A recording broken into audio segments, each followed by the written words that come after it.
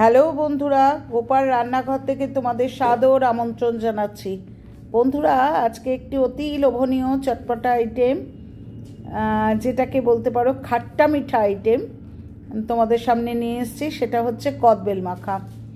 এবার বলতে পারো যে কদবেল মাখা তো অত্যন্ত সাধারণ, তো কদবেল মাখা আর কি দেখাবেন, কিন্তু এক একজন এক এক প্রসেসে করেন।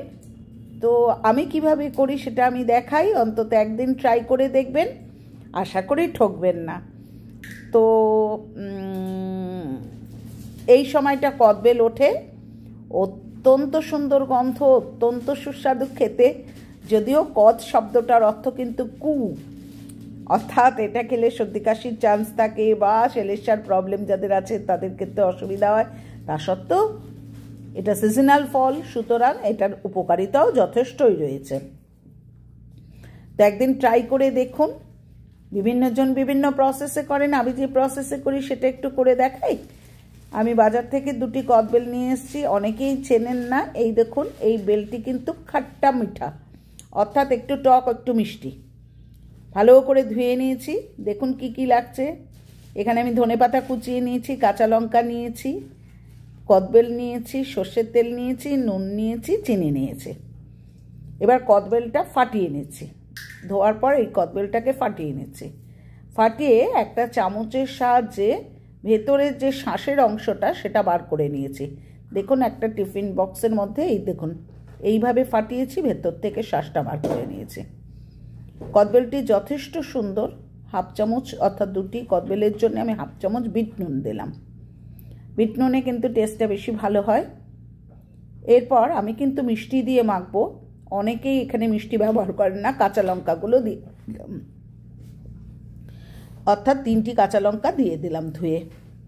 সর্ষের তেল দিচ্ছি। আচ্ছা, আর দেবো হচ্ছে চিনি। এখানে গুড়ের ব্যবহারও করতে পারেন, কিন্তু গুড়টা দিলে একটু কালো দেখতে হয় বলে আমি গুড়ের খুব একটা পক্ষপাতী নয়, সেই জন্য আমি চিনি দিচ্ছি। অনেকে চিনি ছাড়াও কিন্তু এটা মেখে থাকেন, কিন্তু আমার ভালো লাগে না।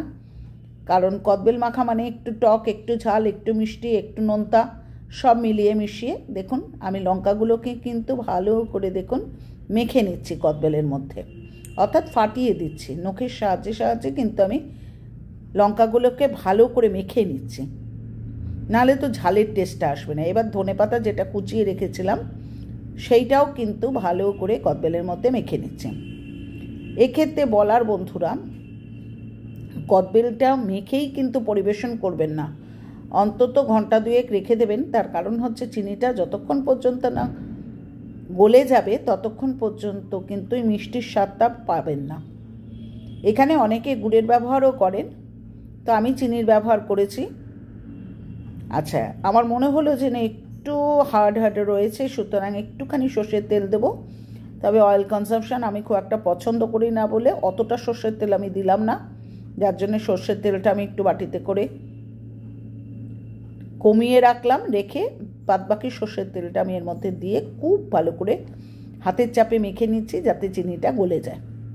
দেখেছেন বন্ধুরা কি সুন্দর দেখতে লাগছে, অসম্ভব ভালো লাগে খেতে। আমার মতো টক প্রেমী লোকরা তো খুবই ভালোবাসে, সুতরাং একবার ট্রাই করে দেখবেন।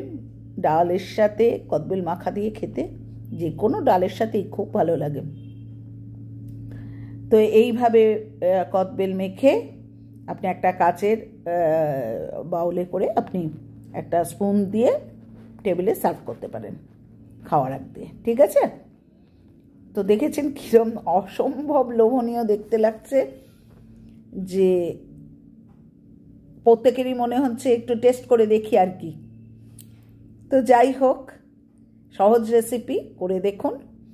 এবার বলি কাজের কথা। পুরনো বন্ধুরা, তোমরা যেভাবে সমর্থন করছো তাতে আমি অভিভূত, আমি কৃতজ্ঞ, আমি গ্রেটফুল। এইভাবে আমার পাশে থেকো, আমাকে এগিয়ে যেতে সাহায্য করো, আমার ছোট্ট চ্যানেলটাকে একটু বাড়তে দাও।